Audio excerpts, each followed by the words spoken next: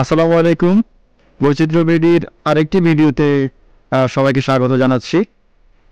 আমরা আজকে একটি প্রিন্টারের রিভিউ নিয়ে হাজির হয়েছি আপনাদের কাছে। আ আজকে যে মডেলটা আমাদের হাতে এসেছে সেটা হলো ডিসিবি T220 প্রিন্টার, যেটা একটা ইঙ্কজেট প্রিন্টার।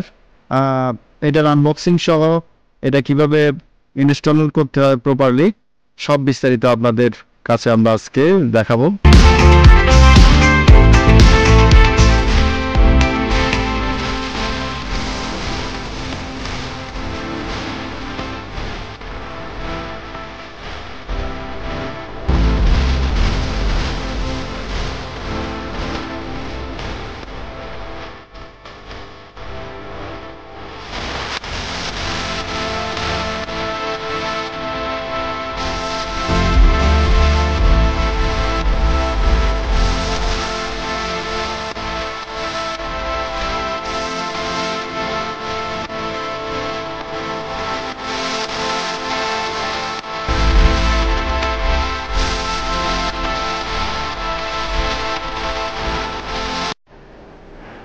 তো আমরা এই চমৎকার T220 প্রিন্টারটির সাথে একটা অরিজিনাল ইউএসবি কেবল পাচ্ছি।